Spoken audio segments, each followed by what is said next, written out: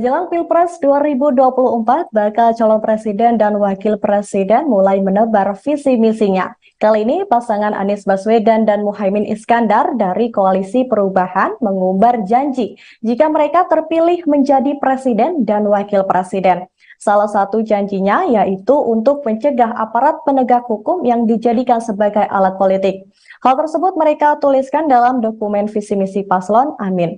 Dalam visi misi tersebut, mereka juga berkomitmen untuk membentuk sistem hukum yang adil, transparan, dan mengayomi. Mereka juga ingin mempercepat reformasi hukum di 4 area prioritas, seperti peradilan dan penegakan hukum, agraria, dan sumber daya alam korupsi dan perundang-undangan. Selain itu, Paslon Amin juga akan mengajak Mahkamah Agung untuk menyempurnakan sistem informasi terintegrasi di lingkungan peradilan, serta menguatkan lembaga HAM nasional, menuntaskan kasus pelanggaran HAM, dan mendorong pemulihan sosial ekonomi korban pelanggaran HAM. Yang terbaru, Anies Baswedan juga berjanji akan mengembangkan bahasa Indonesia jika memenangkan Pilpres nanti. Ia mengatakan saat ini bahasa Indonesia baru memiliki 110.000 kosakata. Jumlah itu lebih sedikit ketimbang dengan negara lain yang memiliki jumlah suku dan bahasa daerah yang lebih sedikit. Ia pun membandingkan bahasa Indonesia dengan bahasa Jepang, di mana kosakata bahasa Jepang berjumlah 250.000 dan bahasa Jerman 300.000. Sehingga menurut Anies, kosakata bahasa Indonesia itu harus ditambah untuk masuk dalam bahasa global. Di sisi lain, Anies Baswedan juga mengungkit soal pencapaiannya selama menjadi Gubernur DKI Jakarta. Salah satu programnya adalah ketika dirinya menggunakan bahasa Indonesia untuk sistem perkotaan di DKI Jakarta. Dengan ini, Anies akan meningkatkan kosakata bahasa Indonesia secara signifikan. Sebagaimana diketahui, Anies Baswedan sendiri sudah mendaftarkan diri ke KPU sebagai peserta Pilpres 2024. Anies dan Muhaimin Iskandar diusung oleh Anies dan Muhaimin Iskandar sendiri diusung oleh Koalisi Perubahan untuk Persatuan yang beranggotakan Partai Nasdem, Partai Kebangkitan Bangsa, dan Partai Keadilan Sejahtera.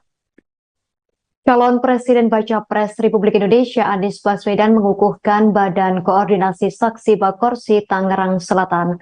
Pengukuhan relawan Anies Muhaimin tersebut dilakukan di kawasan perumahan Villa Dago Benda Baru, Pamulang, Kota Tangerang Selatan.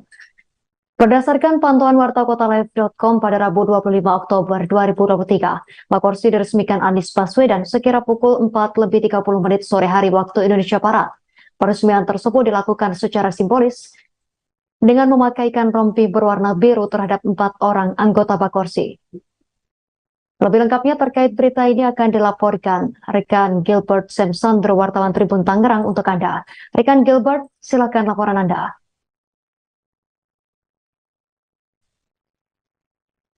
Ya, Justina, bakal calon Presiden Republik Indonesia Anies Baswedan mengukuhkan ataupun meresmikan Badan Koordinasi Saksi Bakorsi Tangerang Selatan. Pengukuhan relawan Anies Muhaimin itu dilakukan di kawasan perumahan Villa Dago Benda Baru Pamulang, Kota Tangerang Selatan, di mana pengukuhan dilakukan pada Rabu 25 Oktober 2023 lalu, sekira pukul 16.30 yang diresmikan langsung oleh Anies Baswedan. Peresmian dilakukan secara simbolis dengan memakaikan rompi kepada 4 ataupun 5 anggota Bakorsi berwarna biru dengan bertulisan Badan Koordinasi Saksi Anies Baswedan dan juga Muhaimin. Pengesahan relawan Anies Muhaimin tersebut dihadiri oleh ribuan massa yang merupakan perwakilan kader dari partai pengusungnya masing-masing. Mulai dari kader Partai Kebangkitan Bangsa atau PKB, Partai Keadilan Sejahtera PKS, Partai Nasdem hingga Partai Umat. Mereka datang dengan membawa bendera kebesarannya masing-masing hingga poster ataupun spanduk terkait bahwa cawapres Anies dan Muhaimin bertuliskan dukungan untuk Amin.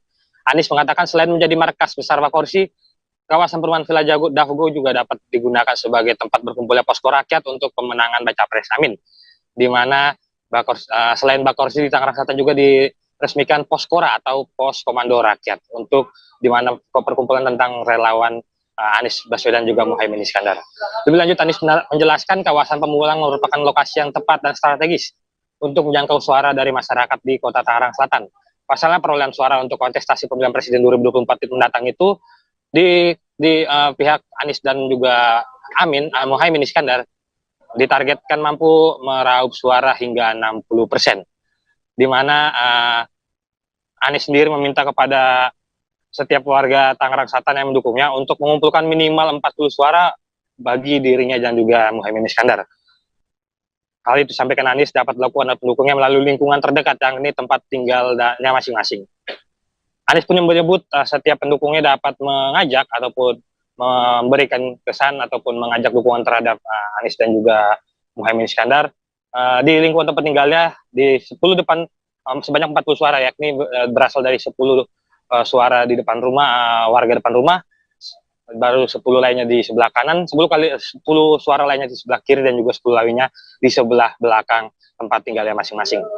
Selain menjadi markas Bakorsi, Anies juga menilai, Anies juga mengharapkan agar Bakorsi dan juga Poskora dapat menjangkau seluruh lapisan masyarakat di Kota Tangerang Selatan untuk dapat memastikan perolehan suara yang telah ditargetkan sebanyak 60% tercapai pada Pilpres 2024 pada datang. Demikian laporan sampaikan Justina.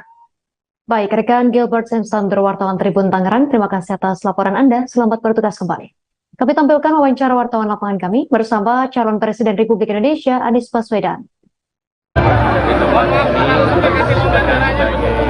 Basis markas. Kasih ruang Pak, dikasih ruang Pak. Suara ya untuk pemenangan. Ini suara nggak gede Pak nih. Terima kasih Pak Haji yang mendatangkan tempat ini. Dan dengan adanya sebuah tempat yang sangat representatif ini, maka para relawan, para pegiat partai bisa bersama tempat untuk mengatur pergerakan, untuk menjangkau semua, sehingga mudah-mudahan seperti tadi ditargetkan di Tangerang Raya, insya Allah Pak, untuk hari ini Pak sudah mengunjungi beberapa titik di wilayah Tangerang Pak. Yakin berapa dan optimis berapa persen Pak untuk di wilayah Tangerang ini Pak, khususnya juga di Banten? Menjangkau semua, perjalanan masih ada waktu, dan kami berharap dengan biar banyak biar terkait relawan, maka harapannya makin besar. Pak, kemarin waktu di Nasdem itu 70% dengan Pak raihan perolehan suara Pak. Harapan dalam kegiatan ini untuk memenangkan Bapak pada lawan solid. Sudah ada perhitungan suara ini Pak dari pihak Bapak. Bagaimana Pak untuk kedepannya itu sendiri Pak? Dan tadi saya sampaikan kesetaraan di dalam mulai dari kebijakan, fasilitas sampai dengan pasca pendidikan pondok punya kesempatan untuk beasiswa belajar lebih tinggi yang setara. Wilayah tertinggi Pak, wilayah tertinggi di Banten atau Kota Tangerang Pak, optimisnya di mana Pak?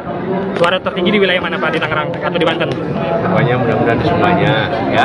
Oke, terima kasih ya. Anies Baswedan menegaskan akan melawan nepotisme